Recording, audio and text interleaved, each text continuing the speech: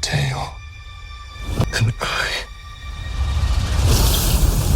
will tell you mine. I want to help you, but Taffy says it's a waste of time to try and fix a boy. It's better just accept a guy's flaws. Oh, that's so cute. A woman plotting her course to freedom.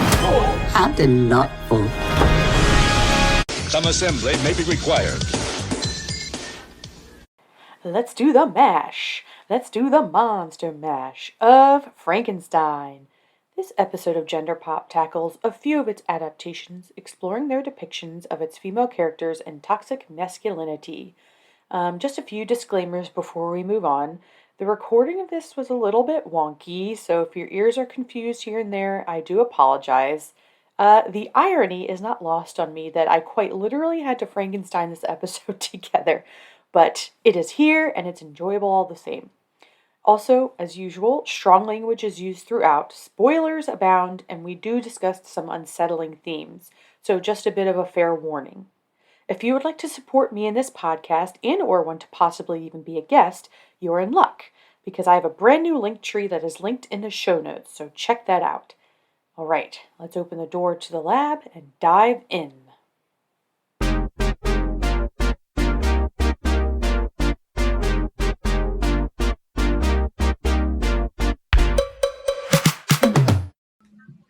Welcome to another episode of Gender Pop. Like you heard in the intro, it's going to be a little bit of a different format this time. James and I are going to go down a list of different Frankenstein adaptations, and we're going to rank them from our favorite to least favorite in regards to female representation and exploration of masculinity, both toxic and not. So the adaptations that we're going to be discussing today are Guillermo del Toro's Frankenstein, The Bride of Frankenstein, Poor Things, Lisa Frankenstein, and Frankenhooker. So we can just kind of get right to it, unless you have some additional thoughts at the start that you want to mention, James. No, let's get to it. Like, I think they all have something to say about gender. But I think all five vary greatly in what they're saying and what that means. I mean, it's a good exercise in seeing how one story can be adapted in so many different ways, I suppose. But that's the appeal of these long-running characters, I think. Definitely, and the varying degrees, like you mentioned, is that's why I wanted to kind of do a list rather than just focus on one of the movies, because it does have so many different adaptations. I mean, you could just be here all day about it. But I also felt like if we just focused on one, there would be so much we were missing. And that one might not have as much to say about gender in one regard as the other. So I thought, kind of comparing and contrasting them would be a little more compelling. All right. I can start off with the ranking. So just for clarification, the way that I ranked my list, I did basically two separate lists. So I'll do my least favorite to favorite for female representation, and then I have a least favorite to favorite for the masculinity depictions. I'm going to start with the female representation. I'm going to go from 5 to 1, just because that's my least favorite to favorite. I just think it'd be more fun to end on the favorite, on the positive note. So yeah. Okay, so my least kind of favorite female representation out of the 5 is The Bride of Frankenstein. I think that's probably for obvious reasons if anyone has seen it. This is the original one from the 1930s. That was a sequel to the other original Frankenstein filmed adaptation. Both movies directed by James Whale. And I think the obvious reason to pick it is because the bride herself is on screen for less than 7 minutes. Doesn't mean she doesn't have an impact, but it is a little confounding how you name a movie Bride of Frankenstein and then she's not even a character. She's more just this concept, this ideal, this thing they're in pursuit of throughout the whole movie. So it's she certainly doesn't get the level of kind of agency and development that the creature does himself throughout this movie. Yeah. At this point, he's had. Yeah, go ahead. Can I say not even that? Because I know you said you're trying to be kind to the movie at least a little bit, because it's my bottom as well. The 1935 version is on my left because you said like she's not even on screen for 7 minutes, but also you said she's what they're in pursuit of for the rest of the movie. They're not even in pursuit of her until like the last 20 minutes. Yeah, they don't talk about nothing. She doesn't exist until the last 20 minutes, and they're like, oh, by the way, make me a bride. Okay, well maybe it's a little bit more, but it's not that much more than that. Half the movie is just them prattling around other stuff that has nothing to do with it. And I will say, I have this movie rated at like a 9 on IMDb. I don't hate this movie. I like this movie. It's very enjoyable, really funny. It's stupid. Like you go and watching it thinking it's going to be like a dry horror, and it is basically a comedy. Like Young Frankenstein is a comedy, but this is actually kind of on a par with all the silly stuff going on. But in terms of gender, it's awful. So. Yeah, I mean, I felt compelled to include it just because it's kind of the first of its kind in terms of the filmed adaptations to like even broach the concept of having like a female character involved in the Frankenstein narrative for the most part. I mean, like obviously you have like Victor's wife or soon to be wife and stuff throughout different adaptations, but and cousin. Oh yeah, well, like and like in the original book, she's his cousin in the original book, so we shouldn't forget that. Yeah, well, they also often have like housekeeper things, but it's like they're not. I mean, I guess in varying degrees they have different impacts in the different adaptations and stuff. But like, I still think there are certain things that this movie lays the groundwork for that we see in other adaptations, or that we're still trying to kind of even do better with or get away from. And like, I think the biggest takeaway from this that we see echo on through all the other adaptations that we'll probably discuss is that she just straight up rejects the creature when she's made for this one purpose, and she rejects it. And I think that's the biggest kind of legacy that this character is. I mean, aside from like the aesthetic that a lot of people obviously try to like dress like her and all this stuff, and they've romanticized a relationship that doesn't even actually exist if you actually watch the movie. But I think when I was kind of brushing up on this movie in anticipation of this episode, I forgot what her reaction to him even was, because it had been long enough. And I do think, even though it's a very small amount of screen time, it is quite powerful and almost even like funny that they have this whole moment where it's like building her up, revealing her and all this stuff, and she just like hisses and screams at him, and she's like, fuck no. and that's like the end of that. So I do like that, especially for the time, she wasn't just like this docile, subservient thing that just fell into the creature's lap and was like, yeah, whatever you want. I think that's like the biggest kind of takeaway from it in terms of the female representation. That's fair enough. And then obviously the Frankenstein has the classic incel reaction where he's like, now we're all going to die. There's versions of the story where part of it is because she's in love with Victor, like beyond the I was not in the movie. So that's like a kind of like a further reaction where she does fall in love with him, but doesn't like the monster. I'm drawing slightly, at least, from like Creature Commandos, I think, from DC, where like the bride is a character, and Frankenstein is like relentlessly pursuing her through time because he's like a friend kind of figure. Which is, it's played for fun, but in that she's very like strong and powerful, like beats crap out all the time as well. So it's like there's a lot more agency there. Whereas it's kind of confined to like, as you say, there's at least there is a version where yes, she's just like, and they lived happily ever after. So yeah, it could be worse. But also, yes, apart from like hissing at him, she then just like kind of stands there passively as they all get burnt and exploded or whatever happens. Well, I know it. Yeah, the castle explodes, but yeah, I don't understand how the castle explodes, but that's what happens. I also think it lays the groundwork for something that we still see a lot in any kind of monster or monstrous depiction that happens to be a female character, in that she always has to remain beautiful and fuckable. Yes, yeah. I mean, like the male monsters can be hideous and disformed and just mangled and how we would say kind of conventionally unattractive or outside of the kind of norms of what we expect a more humanoid person to look like. In some versions, they could be. I mean, at least in all the ones that we discuss, it's not. Del Toro's Frank. He's still not like. I mean, we can get to that when we get to that one, but it's like, is that more projection of knowing it's Jacob Elordi that's playing it, or because they actually think the character design is attractive? I think there's a gray area that's happening with that. I mean, speaking personally, I don't find him physically attractive.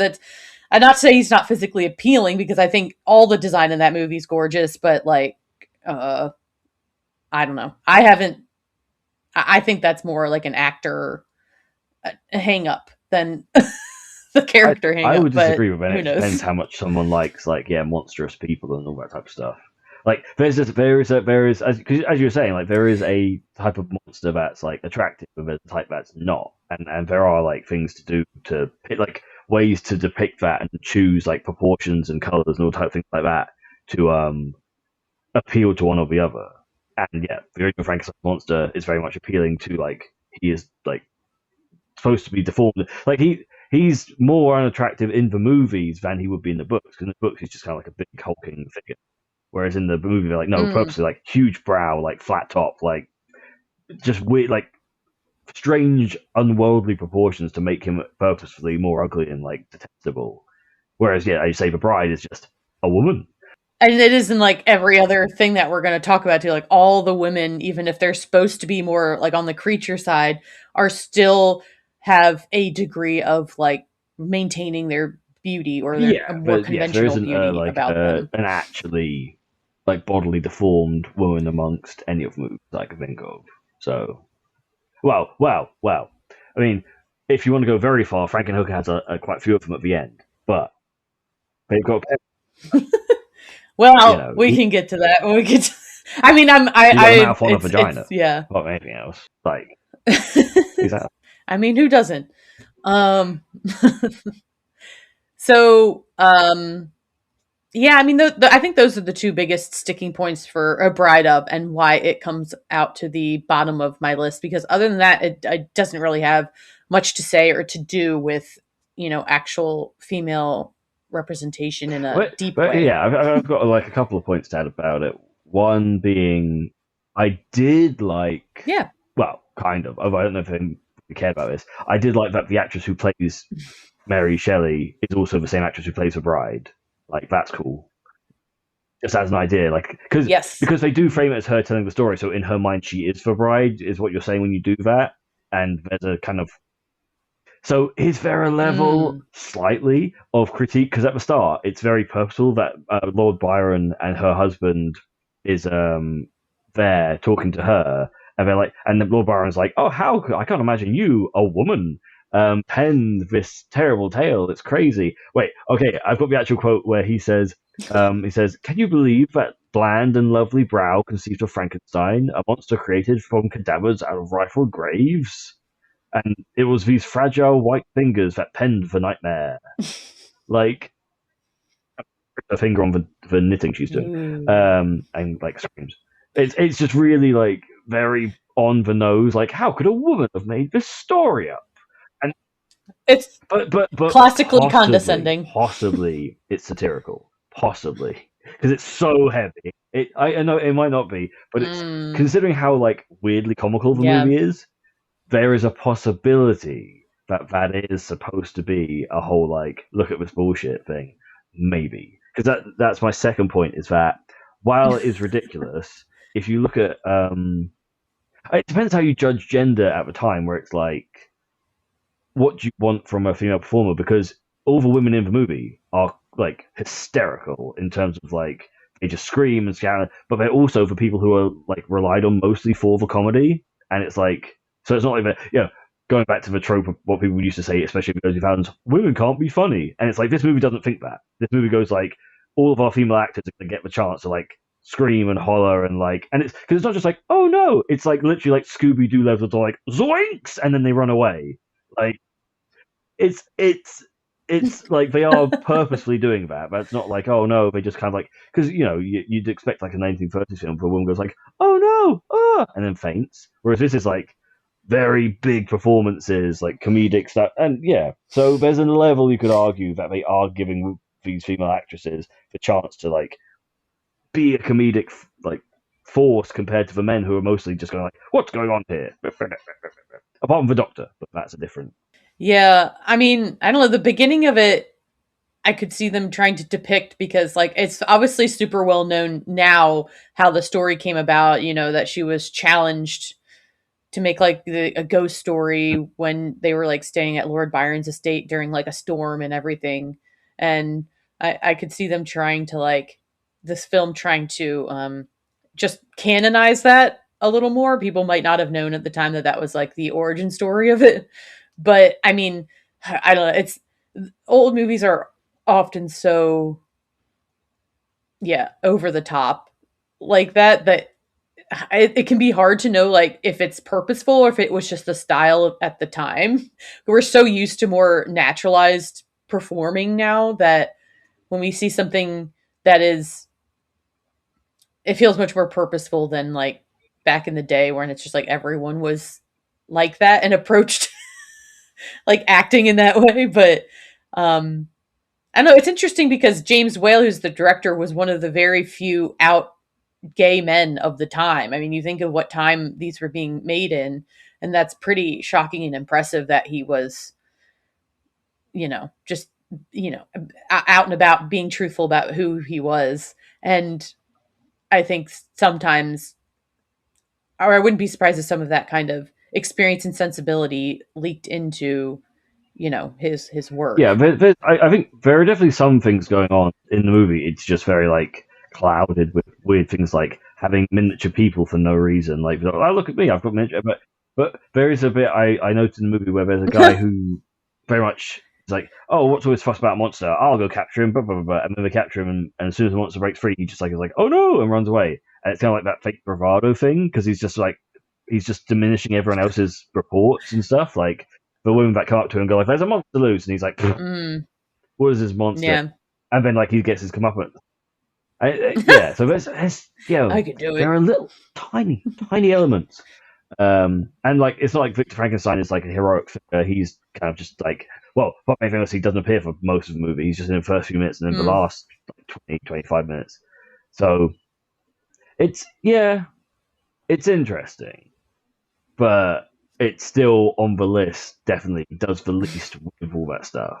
But then again, what one of the things I can say about it's, I mean, you could argue again, since the Doctor is like the villain of the piece to a point, maybe you can't trust what he says. He does do that whole like famous line of like, the monster says like, "You make man like me," and he goes, "No, woman, friend for you." And then he also says, "Woman, friend, wife." And it's like that's his idea of that's what women are for. They're for there to be a friend for you and take a wife. So that there is definitely that defined statement. Yeah, I mean, they were still quite well. Yeah, I don't think the movie is like super concerned with gender roles more than just kind of reinforcing probably common attitudes at the time. But you look at it now and you can definitely kind of read into those small moments a little more. But I guess it depends how much you want to be looking for them. Okay, if you're ready, I'll move on to my next one. Actually, in my research, I found some really great articles and papers and stuff written about Frankenstein and the story and Mary Shelley and all of that. So I'm not quite sure if I'm going to find like the perfect moments to like fit them in. So I thought maybe just like in between is kind of like a transition. I would just read off some of the interesting things that I think quotes that are very pertinent to the kind of discussion we're trying to have. So this is from Lauren Katz for the Apollon Journal. It says, although Frankenstein speaks exclusively through the voices of men, feminist ideas persist the characters' conflicts with each other as the novel unfolds. The prime example is Frankenstein's protagonist, Victor Frankenstein, whose main conflict manifests between himself and his creation. This relationship parallels the emotionally complex experiences of women through the journey of pregnancy, childbirth, and parenthood. Shelley uses Victor to introduce issues of birth and creation without disrupting the status quo of male-dominated narratives popular at the time she was publishing. Shelley effectively creates a monster, both literal and metaphorical, that induces the same fears of getting pregnant and giving birth that women encounter in a society that already restricts and controls most aspects of their lives. Just dropping some bangers throughout this that there's this I just kept finding very good quote after good quote that I just kind of wanted to save and wanted to share. So, no, it's interesting because I don't think it's certainly a fair point, but I think this is a weird offshoot to it, but it's like you can see it as like a birth metaphor, but it is also a metaphor for just like the creation of technology and so on as well, where, you know, man is worried that like, what if you create it goes out into the world, and then what harm can it do to other people and you kind of already have that power. Like it's not that, but it also is already kind of you don't really it's not necessary. I think it's also like a lot of this. Hold on, I'm trying to see if I don't know if I dropped quotes about this, but I think a lot of the points that Lauren Katz was making in this article that I found, she also was kind of giving it in the context of Shelley's life and her struggles with like motherhood and, you know, having babies die in childbirth. Her mother died after having her. So I think a lot of this was tying it to Shelley's experience and why there's a good case to be made that was like the inspiration for certain parts of the story, because she was drawing it from her own personal life and struggles.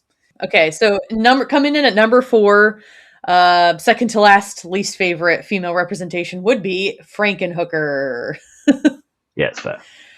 Because like it's, despite the title, similar to like Bride of Frankenstein, you would think it would be more about. I mean, obviously, sex workers can be of any gender, but predominantly we see it portrayed and shown as it being a woman. You would think it would be about more of the female character, but you know, like his girlfriend just dies pretty quickly at the top of the film. Yeah. And then we don't really see her become the titular Frankenhooker till quite near the end of it. It is still mostly a story centered around him and what he wants. So that's why it's placed more near the bottom for me. No, again, it's my second last as well, because again, it's like with your Bride Frankenstein. It depends if you're grading on a scale, because as an exploitation movie, it probably is a little bit more thoughtful than the average exploitation movie over the plights of women. But as itself, no. So yeah, when you're comparing 5, it's still definitely second, bottom. Yeah, possibly even bottom, depending. But I also put it as like 4th place. Yeah. Well, again, it's kind of like similar to the kind of satirical conversation we were just having, where it's like, how much is this satirical? How much is it just being very, I don't like to use the phrase, I know it gets misused a lot, but like male gazy in terms of it's like, because it's really all about objectification. And I think it is trying to say something sometimes with that, but we also have him just like rifling through like a bunch of disembodied tits at the end. And it's just like, well, that's like on its own, that's a very like insulting kind of concept. Yeah. You know, it's just like, he's just rifling through different, like you're literally treating these women or people as objects. They literally just become only a literal detached object for you. They are not even a part of a person necessarily anymore. Like it's a very literal, in your face depiction of that. But I do think there are moments throughout it that are trying to be a little more like thoughtful and stuff. Like, you know, one of my kind of favorite sort of like connecting points in it is like near the start, like the first time we see Elizabeth, who's playing his girlfriend. She's talking to this woman, and like all it is just a bunch of diet, like fat phobic talk and stuff, all the diets that they've done and everything. And like, that's obviously a very common conversation women have thrown at them, and that they have with other women a lot through their life. And then later in the film, when she's like, in Frankenhooker form. She's like really housing down some pretzels at a bar, and the bartender tells her to go easy on it, and she just growls at her and stuff. And I really like that's like, she's done a 180 on that bit. She's like, no, I'm gonna eat what I want, how I want, thank you. And it's just like, and so it's like, I think there are, like, obviously that's kind of played for comedy and everything, but I do think, at least as a woman, I was able to kind of like clock that a little bit. We also have that bit kind of that's more sort of more in the background a little bit, where we see like the talk show and the woman's trying to make the case for like legalizing sex work and giving sex workers more humane rights and ways to go about making a living and having protections doing what they do. And I think these days we've come around a little more on that idea. I guess at that time it was quite radical. At least that's how it's portrayed in the film. But I think even including that like in 1990 was probably a pretty head of its time in the way that at least that particular woman was viewing sex work, not obviously how Jeffrey, the main character, views it. Yeah, and there's like at least a tiny amount of female empowerment in that, like, I mean, whether she wants to or not, she becomes like what you call a man killer, because every time she fucks someone, they explode or get electrocuted. It's a bit of both. Yeah, it's definitely.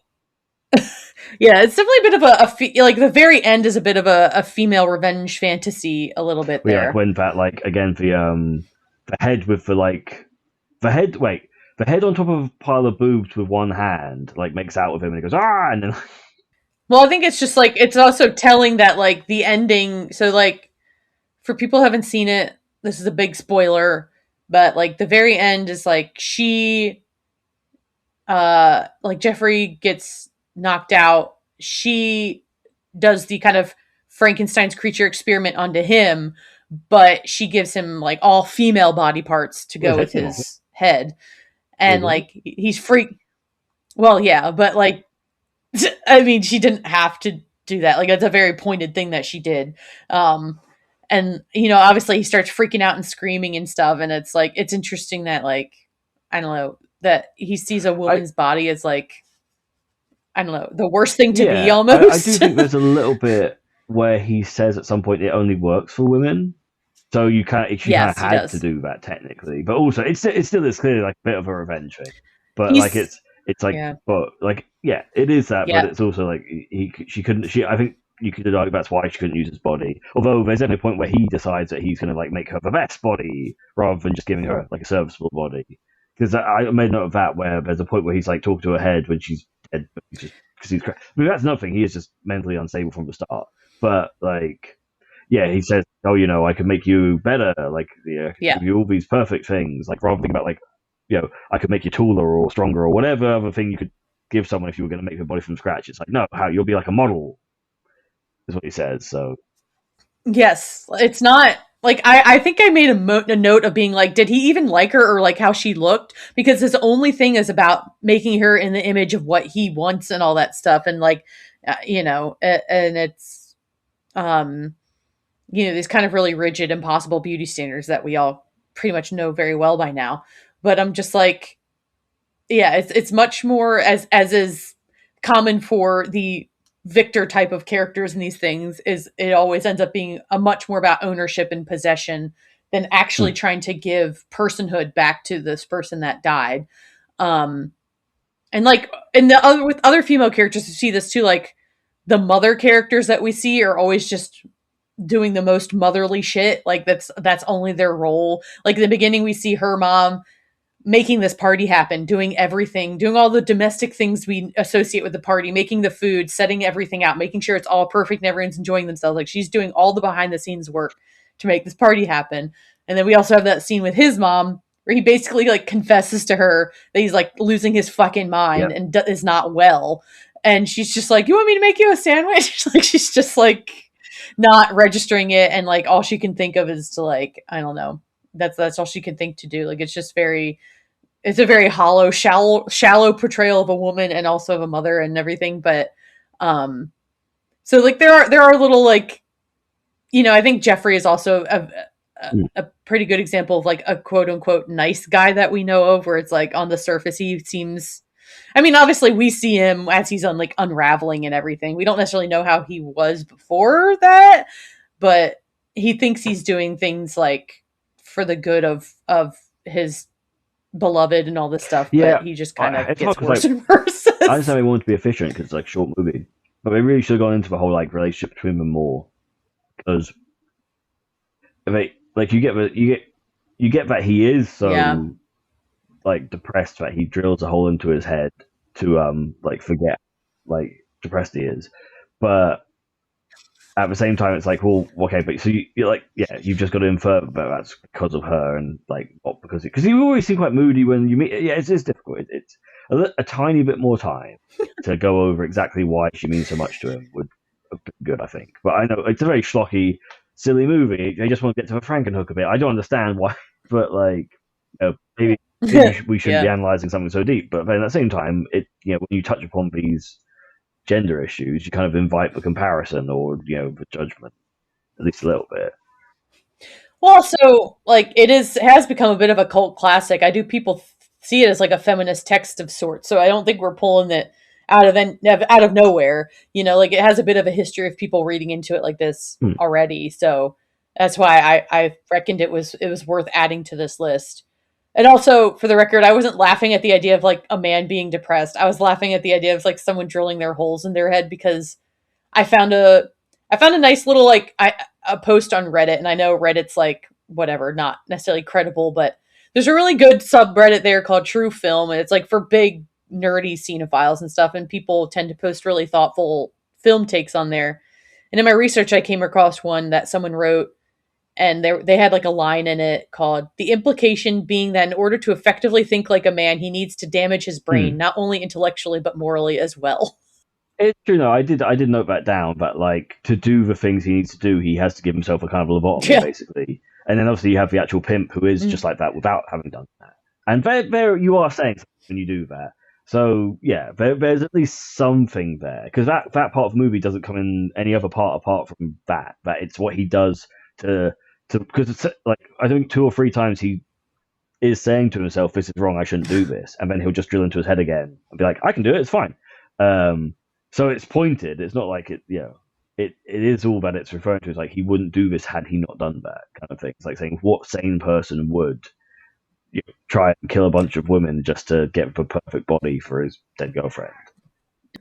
It's I mean, you shouldn't do that, obviously, but like, yeah, the way the pimp acts in it, like he again is that like horrible vision of this guy who's just very controlling and like sees women as actual not just objects but like a money making device or whatever you want to call it, and how someone would actually do that morally. Like how can someone live with themselves? I mean, it's not it's only, but it's it's mostly men. I took that kind of subreddit quote to mean that like in order to kind of think like this kind of stereotypical toxically masculine male, you need to be literally brain damaged.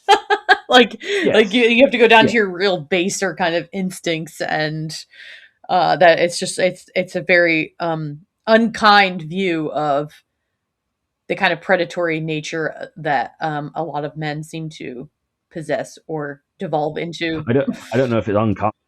I think it's completely fair enough, honestly. Because well, it's a matter of hyperboil, isn't it? Because it's like I think sometimes because people do say things like any man who looks at a woman is a disgusting blah blah blah. That is where you get like it's too far. But I don't think it's too far to say that any man who like exploits and like abuses a woman is a terrible motherfucking person. Like I think that's fair enough to say. Anyone who has a problem with that, that's where it's like I think there's a problem with you. Like if you're like, oh, how dare you insult a pimp? Like, no, mostly they're terrible. Like, no, obviously, I'm sure there are some people who very nice pimp. You're a very lovely pimp, and you like you help out this poor girl who couldn't help herself at all. But generally, it's exploitation. We're all exploited under daddy capitalism. Well, yes, but there's a difference between you. There's such a difference between like going, if I show my titties on OnlyFans, I can get some money, and I'm gonna find a girl who's vulnerable, and then I'm gonna like make her feel like she needs me, and then I'm gonna tell her she has to show her titties Yep. on OnlyFans and give me like most of a profit. There's such a huge gap between those two things, and like so the whole head thing is fair enough because I think like any guy can say he likes looking at OnlyFans. There's a the line again. That's the problem. If you treat a guy who looks at OnlyFans like the guy who's doing the exploitation, that's too far, and you're muddying the argument. But there's nothing wrong with saying people who exploit women in that way are terrible. Yes, it should not be a hard stance to take. True. Like, yeah. And yet. All right. Moving away from Frankenhooker, I'll provide another good quote that I found before I do my next one.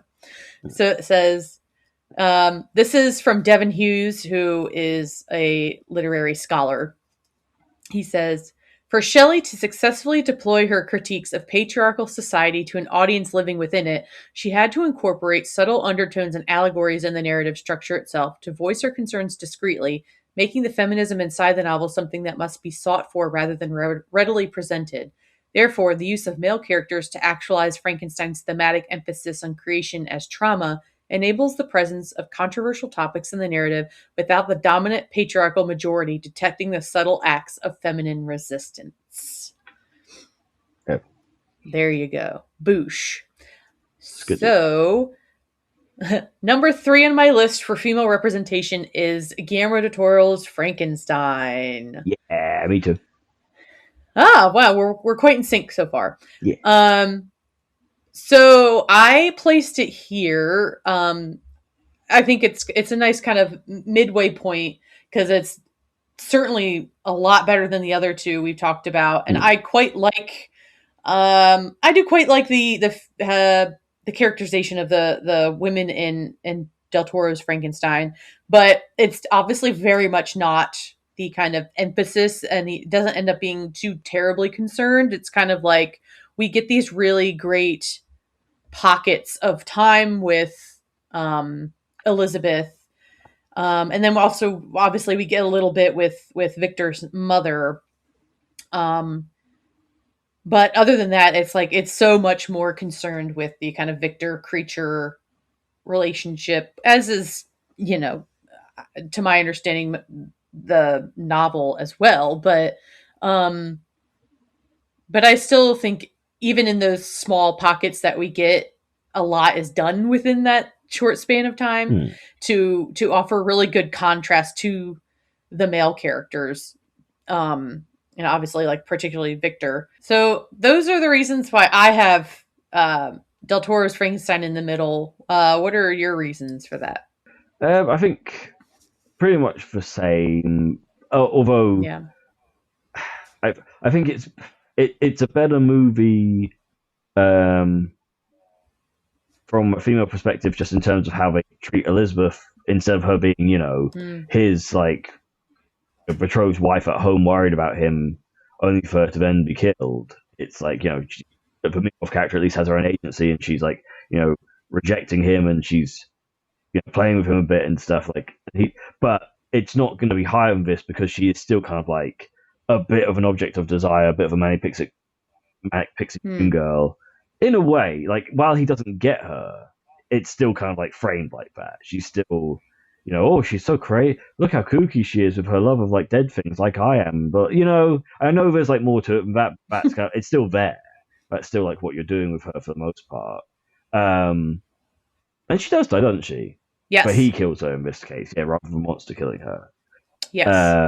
Yeah. I think overall this is like, a better. I mean, of course, this isn't actually technically the Bride of Frankenstein. It's a retelling of Frankenstein, so it's a little bit different. And I think that's nothing. It's for a retelling of Frankenstein. There's a lot more with women because, in the original Frankenstein, there's just, while you say, there's all these underlying things possibly in terms of the actual narrative, there's not anything there. So, although I suppose you could argue partially, if you're going to go by the logic of Shelley's Frankenstein is like a low-key feminist text, then this movie erases a little bit of that because it does center the creation thing much more as like the sins of the father kind of narrative, where it's like his dad is so horrible to him, and then he's horrible to the creature who's his son. rather than it being about the general trauma of birth. It's about, oh, Aunt Dad's terrible, which, is a fair point to make, but in terms of like female representation or gender, well, if you want to go by, as you said about your different lists, by male gender issues, I suppose it's a bit better. But yeah, in terms of female representation, it's about middling. Yeah, it's interesting that I made a note that it was interesting that the loss of a woman is kind of what led him on this path, because he loses his mom when he's a child. And there's like a quote that he narrates saying like, she who was life is now death. And so you can kind of see the seeds that were planted from that, of him trying to kind of reverse that. And it's, we're shown that he very much has a mommy complex because of this, because he was much more close to his mom. He felt much more seen and understood and loved by his mom than from his dad. And so like losing her when he was so young, and she died because of childbirth, complications with childbirth. It is interesting that like, a woman would be the kind of genesis of everything that's come after, because like it is, I agree that it is much more of an exploration of the masculinity side of things. But it ends up being kind of ironic that it was this kind of huge mother and female figure that he held in his mind that ended up being what made him kind of want to end up doing what he was doing later in life.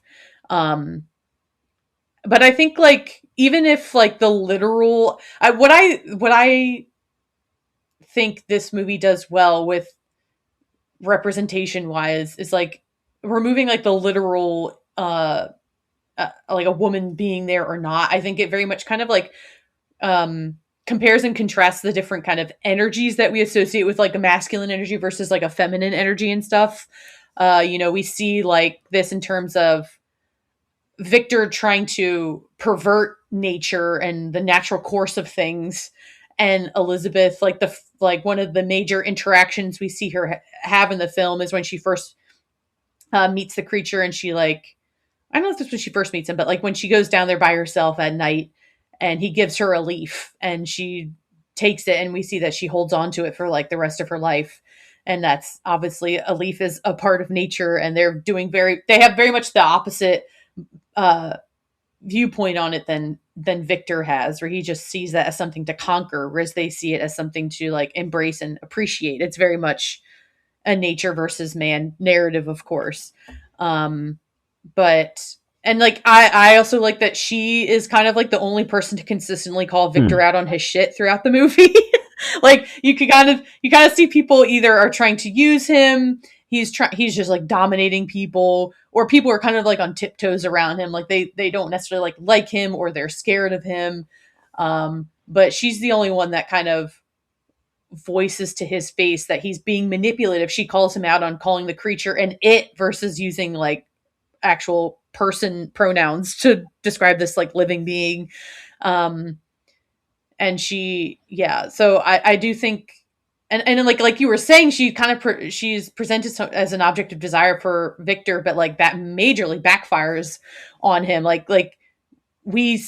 He's kind of, I think he's putting her in that viewpoint, not the film necessarily. And the film takes kind of some pains to show why he's wrong to view her, because like the manic-pixie dreaming girl is his perspective. I don't think it's the movie's perspective. I think it's trying to show you why his perspective of her like that is wrong, and it's not reciprocal to her, right? Like he obviously like they have like a moment when they're like alone together, and he's basically in like more flowery language telling her why they should be together and why they fit well with each other, versus like her being with his brother and all this stuff. And she rebukes him, and she's like, I've made my choice. And like I get that you could be like, well, she's still saying she kind of likes him, but like the path is already laid down for her. But like as the film goes on, we see that that's very much not it. Like she hates him. She goes to confession because she's feeling the sin of hate towards him. So it's like, I do like that it's like, it's showing Victor kind of seeing her as this conquest to win over. It plays into his whole massive entitlement disposition in general. And I like that they let her speak up, and they let her, again, it's a rejection, right? It's not rejection of the creature, but it's rejection of Victor himself. And it kind of shows it's like, no, you've been reading this all wrong. And like, just because you want this doesn't mean you're going to get this, kind of a thing. So it's like, I do think, I like that she also says to him, only monsters play God. Like, again, she's like calling him out on his bullshit there and everything. And I don't know. It's interesting that while she's not in the film for a while, I do think her moments are used very pointedly and poignantly. So that's why I put it where it is, but it's not. It ultimately, obviously, it's not her story, and so that's why it's not. It's one of those lenses things where there's a reason that Mia Goth plays both the mother and her, where it's like, he's projecting onto her this love that he wanted, but also the movie does a lot for masculinity in terms of having kind of like three different paths displayed, you could argue, where Victor is, interestingly, the toxic masculinity, which I don't think he's ever really been portrayed as before as a doctor, but he is very like assertive and possessive and so on. And then his brother is, what you'd call maybe the inert masculinity, where he's just very like, people pleasy and never really says anything. I mean, he eventually calls Victor a monster, but that's about the first like thing he does that's kind of assertive. And then the monster would be kind of like the meeting of both, where he's strong but also soft, which would be for like the ideal, well, certainly the feminine ideal of what masculinity should be, I suppose. But then the problem there would be, because you put him in that light, you are also saying that the born sexy yesterday male is the female, ideal of man, which is not great, because that's the reason we don't like that trope in other films, is because, born sexy yesterday is not a good, it very depersonalizes the person into an object, because for once, he's very lovely and alluring because he doesn't really have any personality. He's just relative child, and that's weird. Well, I think it's a good point that you brought up, that Victor kills Elizabeth in this and not the creature, and it's very much like if he can't have it, he'll kill it rather than letting someone else be with her, because it's obviously also telling this happens on her wedding night, or like the day before their wedding. And I think it's also telling that she tells the creature to take her, and she's like, she would rather spend her last minutes on Earth with the creature, this person that she's created a bond with and an understanding with, than with Victor. Like, that, it's just the final kind of slap in his face of like, it was never going to happen, Victor. This was never going to be a thing, and it was just like all in your head, or you thought it was just another thing you could kind of like trample over and manipulate to get your way. And so I do appreciate that they kind of like, even though it's unfortunate she kind of had to die, as like a lot of women often die in predominantly male stories, I do think that they gave her kind of a nice last parting shot by being with the thing that he created and bonding with the thing he created over him. And she ultimately kind of went out. Like, if she had to go out, she went out in a way that, like, on her own terms, in terms of being with him and in that setting. Yeah, it's very much a reversal of the original Bride. I mean, I know, again, this is an adaptation of Frankenstein, but you do feel like he does sort of worked in elements of Bride into it, where, at the end there, she rejects the monster and dies and doesn't have her own voice, whereas Mia Goth is very much someone who has her own voice and choices and chooses the monster over Victor. So it's definitely a reversal of certain themes that they were going for. But I also think that when you look at Victor, because of his possession, I was thinking earlier, there's like an idea of like, he loses his mum to death through childbirth as his brother, and then his brother also is getting married to the same actress, the same vision. So it's like both death owns his mother, and both his brother caused that, and like, so he's trying to take that back. And like, I think all of the movies have this like idea, at least, about possession or the loss of possession and what you do back. And so they all definitely tie into these like similar themes. And I suppose there's then the question of like, as a man, how do you deal with that when you feel like you have had something taken from you that thing as a person. What do you do? And I mean, that's like inherent with the whole like creating life as a man. I suppose it's like this very unnatural thing, and you are transversing boundaries to do that, and like where will you stop? And so that kind of ties very much into gender themes because in real life it's like as a man where you are looking for someone to be with, where do you stop? What's the line between being assertive and being a stalker kind of thing? Part of being a man is figuring that out and like actually looking at yourself and understanding the difference. Yeah. I mean, I think ultimately for me, the female representation of this film comes down to this scene with Elizabeth's first meeting with the creature, because it is just kind of like showing the ultimate. I mean, you can say it's a little bit old fashioned in its dilution of, or making it very black and white, like the male versus female thing, because like obviously there's a lot of gray area and it's a spectrum, and we obviously in gender pop understand that gender can be in many things and it's not, sex is different than gender. But I think here it's just such a contrast to Victor's approach and disposition. She humanizes the creature. She's like the first person to really show him kindness. And so like maybe he has an association of like kindness with, I mean, like thankfully he meets other kind people as he goes on, and it's not just women, but that's kind of where he starts. And like, I think it's this kind of idea of like the divine feminine, which is often portrayed as just being like soft and maternal and gentle compared to the kind of cruelty and hardness of the masculinity that Victor embodies in this.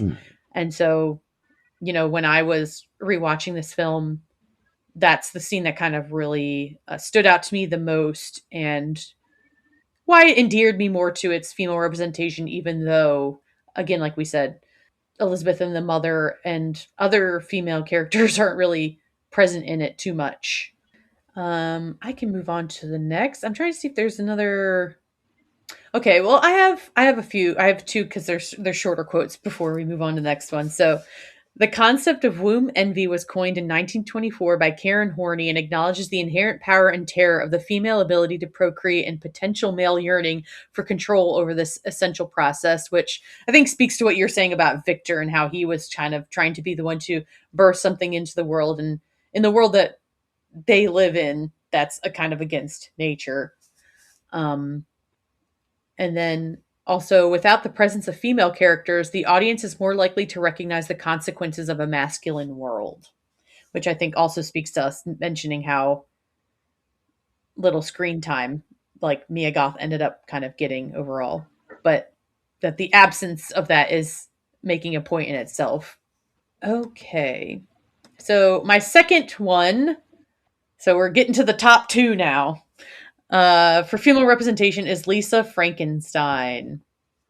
So is that similar to yours? Yes. Wow, we're just. Yep.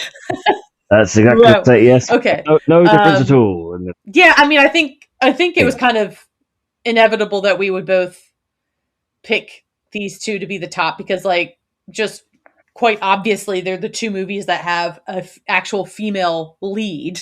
It is about the female characters mostly. So, of course, that would have to be the best of the female representation.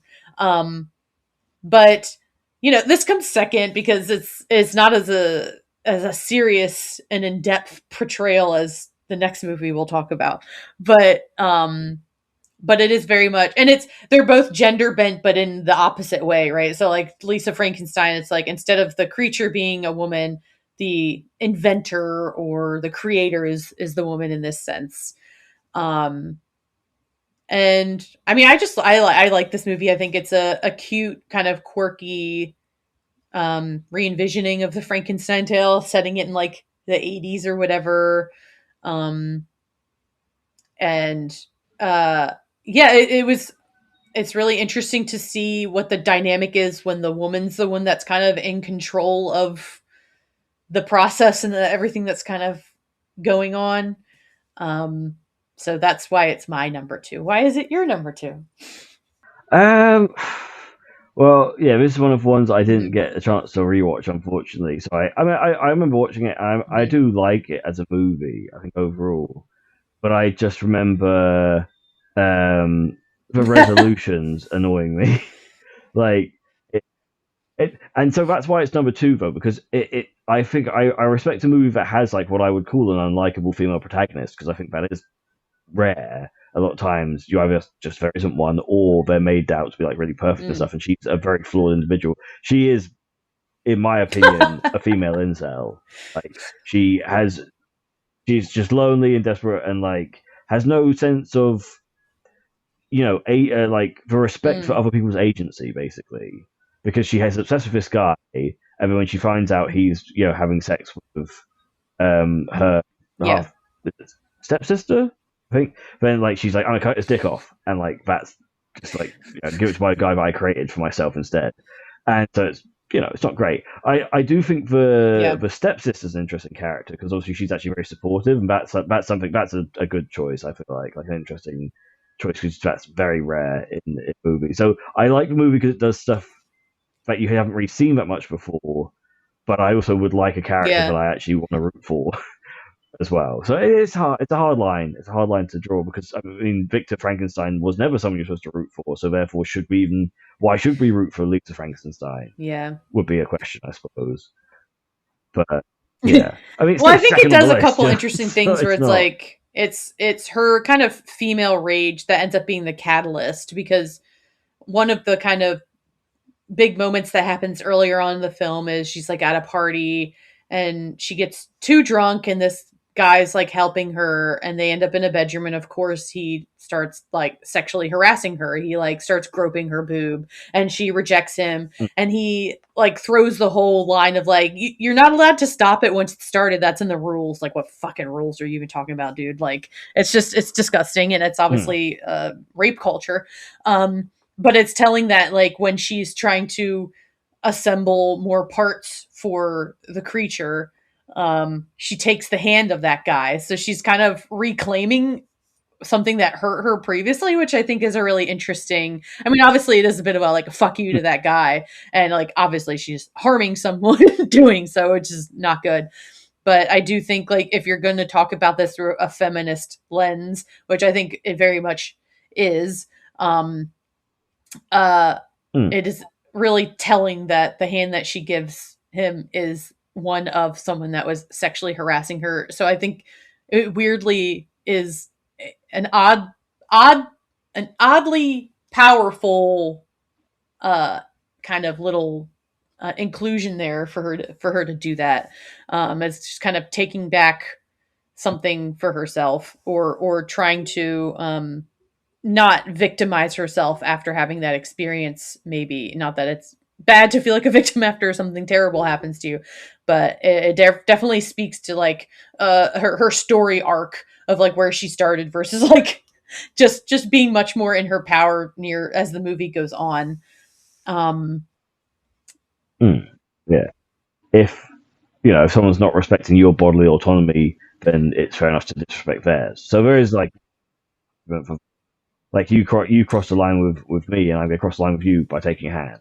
So yeah, I can see that like general point. It kind of like gives the whole Frankenstein doctor character a bit more of an explanation. For I suppose I wish it had been set in like a medical school or something, and like she's a like, I mean, there's some great movies like that, like Nurse or American Mary, where it's, I mean, so the idea has been done before, to be fair, I suppose. So maybe that's why also they said it in like kind of like kitschy 80s. Yeah, I mean, I think it wanted to just operate within that. I mean, it's also written by Diablo Cody, who seems to mostly exclusively work with like teenage characters. I think there's only like one movie of hers that I'm aware of, anyways, that I know was an adult, like a fully adult woman, but even then it's like she's stuck in her teenage years mentally. So it's like, that's just, I think Zelda Williams, who's the director, and Diablo Cody, who's the writer, I think it was a choice to make it obviously be a teen and be like set in the 80s. I don't think that they were, I think they wanted it to be this kind of like coming of age sort of thing. But I do like that, like, their love isn't doomed in the way that like every other Frankenstein kind of narrative is. It kind of ends on a happy note, between them two. I mean, it's I guess it's subjective to what your definition of happy is, because she is dead at the end, but they're still together. They're ostensibly very happy. They've found like a harmony and peace with each other. They're very in love with each other. Like they're kind of existing how they want to exist, and that's kind of refreshing. But yeah, I mean, I enjoy the movie. I think it's. I mean, as I say, it's the Diablo Cody, and it's like it's gonna be about like, I say growing up like teen women's issues. So it's got to be up there because it is focusing on that type of thing. It's just it's just that one bit. It's just that one bit where if he had done more to harm her, that's the horrible thing about it. But if he had done more to harm her, I would have less problem with the what's the word for it? There's a specific word for cut from dick. I can't remember what it is, but Lorraine Babbiting. Oh, I wish I could remember the word, but yeah, just like when she drops his knob off. If she had just a little bit more reason to do so, I think I would have liked it more. But considering obviously, the other victims there were wrongs. But then I suppose the point is her descent into madness needs to be a part of it, because that is. Well, it's true. It's like, are you holding her to a higher standard than the male versions of this character? Because like they do horrific shit too for no reason a lot of times. But I suppose that's one of those things. That's one of those party talking points, isn't it? Where like, do you know that Victor Frankenstein's actually supposed to be a real monster, which Del Toro's version hit on the nose very hard. But normally it's supposed to be more of a did you know kind of thing. Whereas when it's like blatant, it something's lost a tiny bit there, I think. But again, we're comparing this to the top of the list, which is hard. It's hard to beat that, but. I think something else that's kind of pointed, as a fucking word I keep using, and I wish I could find a better one, but about Lisa's story that kind of sets it apart is that I feel like it's like the only one that has kind of consent as part of the story. Like she chooses to die and wants to be reanimated, and her partner listens to that.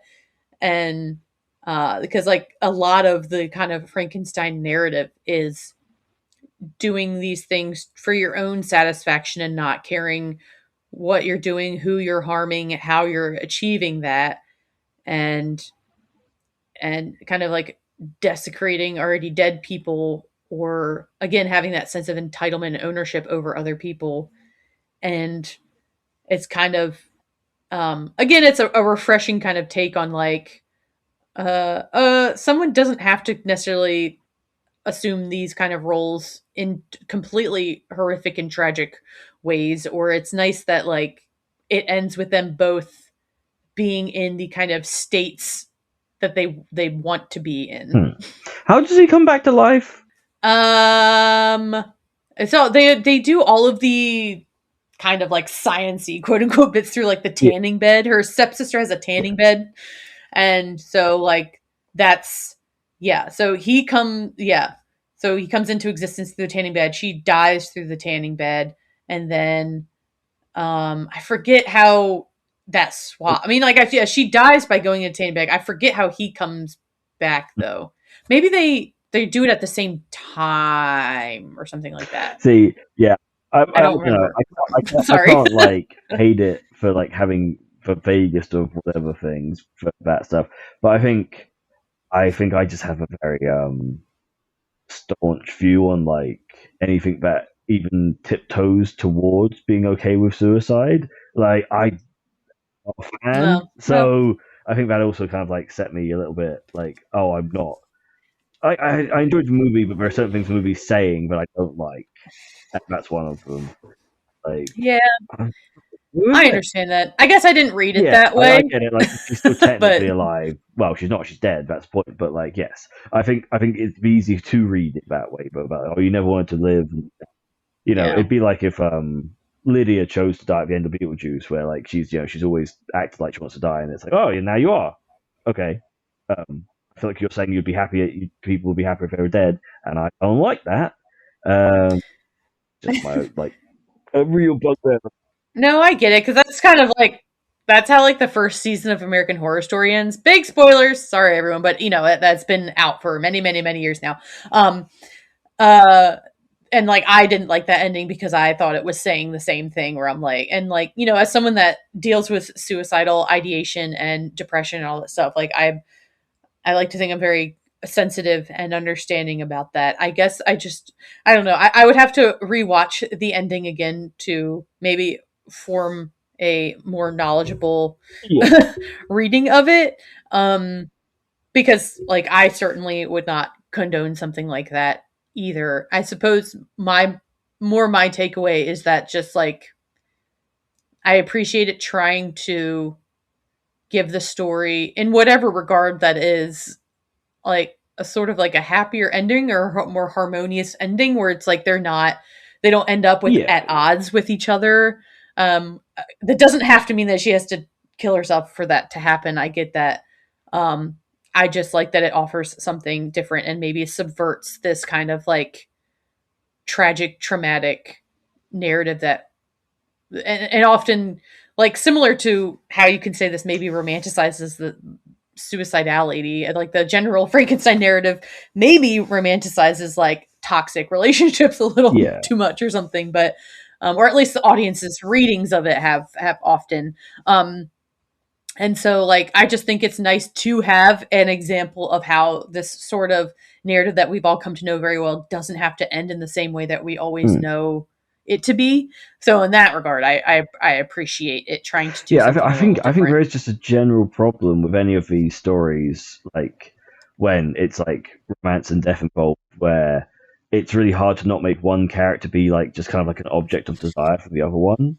Because again, I'd say the monster kind of like always kind of does what she wants, and same for Monster in Del Toro's is just kind of like always like in love with her. There's no conflict there. It's not like it's very easy to love someone who just thinks you're amazing, and slash the problem on the other side is that men seeing women as just like, oh, she's amazing, but not really seeing her for a real person. And there's a lot of that's going on in all these movies where it's the depersonalization of a person. Which makes sense because the whole theme is like, what is it to be alive in a person, and what is it, when you blur those lines between the living and the dead, what is identity at that point, I suppose. And then if you want to go into the gender thing, like if you can swap body parts around, like what is male and female?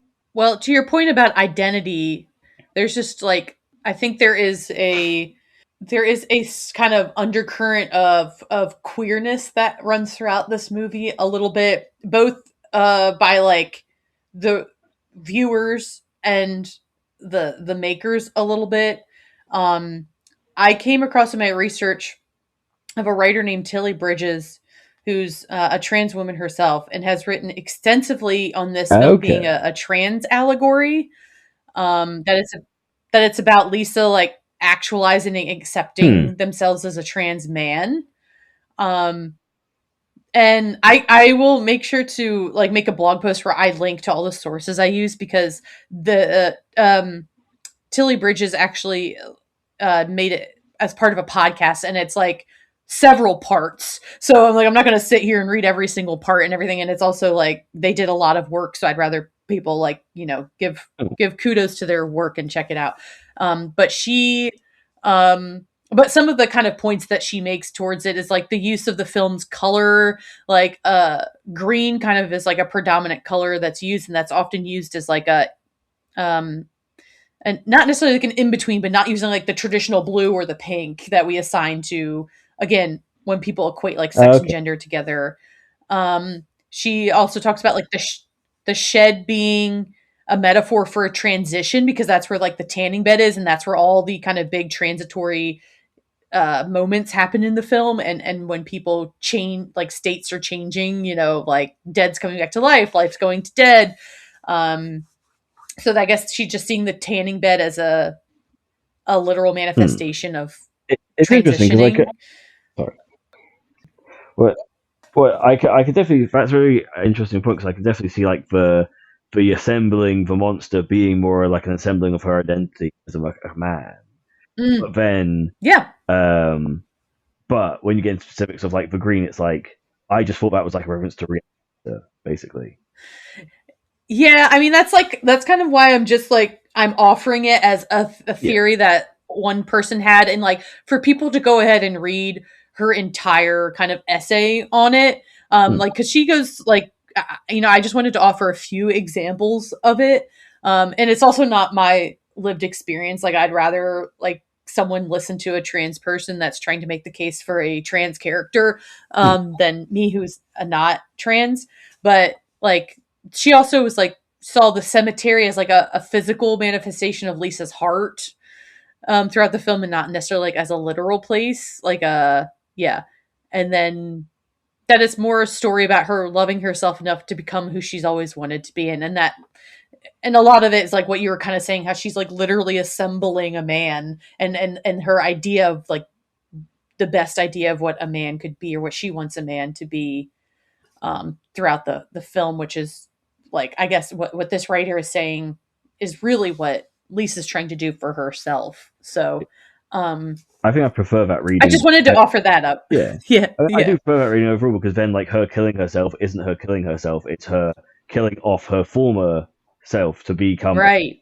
which makes See, I'm like that's fine because you're not actually doing suicide then because you're just you're Right, getting right. rid of what is not really you anyway. So that's not suicide. That's fine.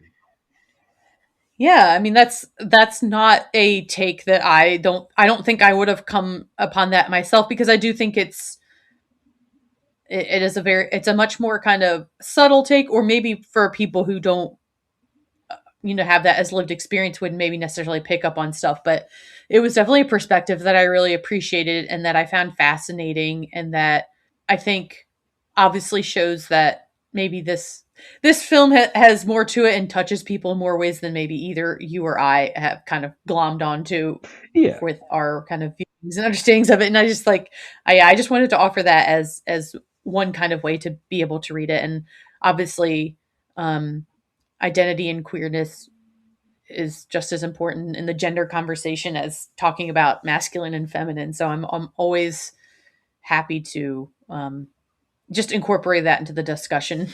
yeah, And also I just want to end this portion of the Lisa Frankenstein discussion on a quote from the writer Diablo Cody herself in terms of any queer kind of undertones to the film. So she said, "The object of Lisa's affection is literally in a closet for a lot of the film.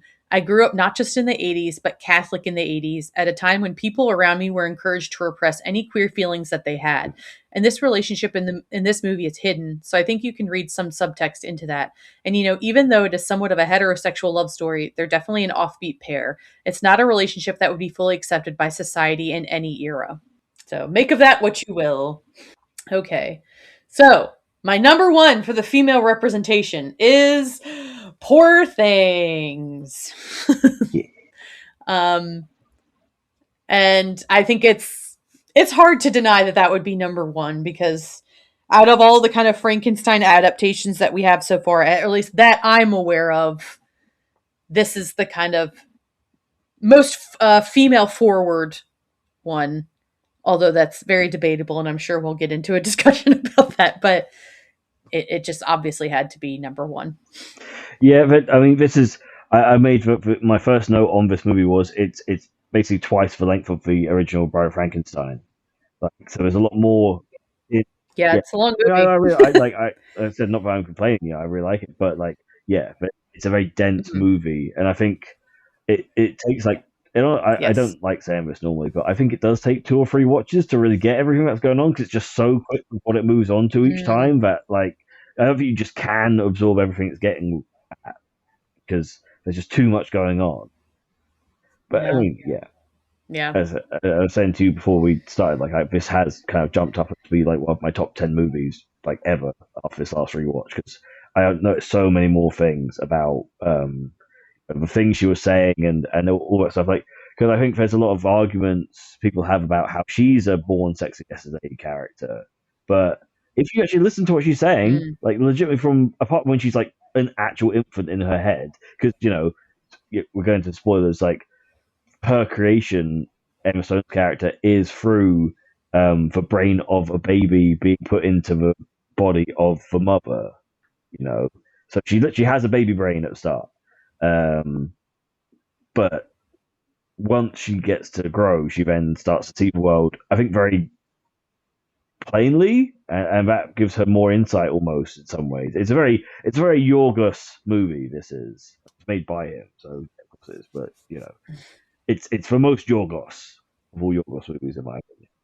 The Yorgos is Yorgos. Just, I should say that, like, in my opinion, a Yorgos Lanthimos movie is all about seeing the world very plainly through artifice and then expressing it, very matter of factly, while everyone around you is trying to, do the whole obfuscation of the truth. They're trying to like hide what their intentions and so on, and like, but people can't lie in the same way. He like kind of the reason I always like his film so much is because he takes reality and turns it on its head. He does like I get very frustrated with the way people treat the world. Like there's these rules you don't know about and so on, and they don't say the truth a lot. And so I like characters that actually say what's going on, and then the other characters have to kind of like face that because they're so used to just being able to get away with just no one really says it like it is. They're just unwritten, assumed rules like that. Well, I suppose the opposite of that guy who said, "Oh, the rules are you can't once it started, you have to carry on."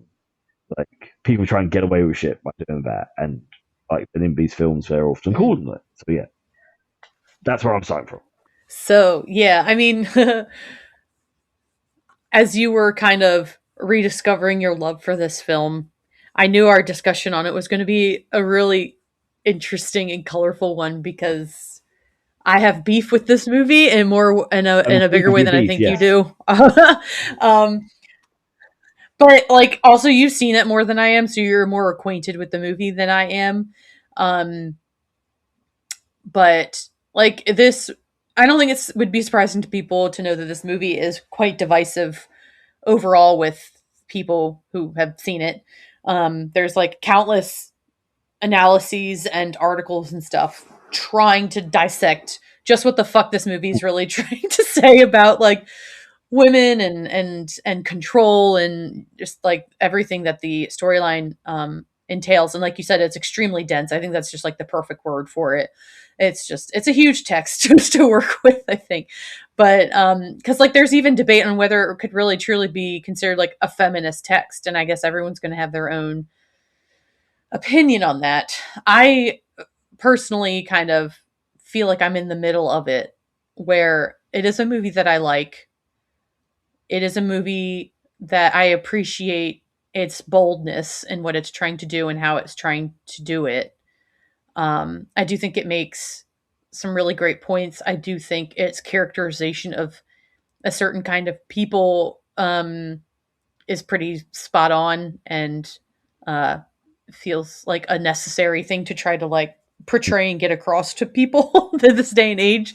But I do still find myself sort of battling the idea there because like at the end of the day, like you were saying, it comes back to this kind of debate of like, I don't know. I'm not someone of the mind that like I don't think you need to be a woman to tell woman stories, but it also is important to know that it is directed and written by men. And so like there is going to be somewhat of a stopgap in knowledge there.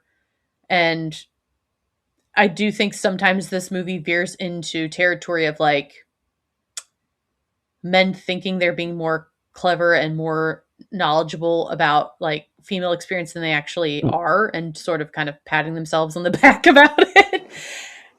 And really what this movie comes down to is just like the sex of it all, and not like biological sex, but like the act of sex. Because Bella's narrative is so almost exclusively about sex that it's off-putting to me a little bit. And that's not to say women shouldn't be sexually liberated. I'm all about, being sex positive and that women should explore that in however they want. I mean, obviously not in unconsensually harmful ways.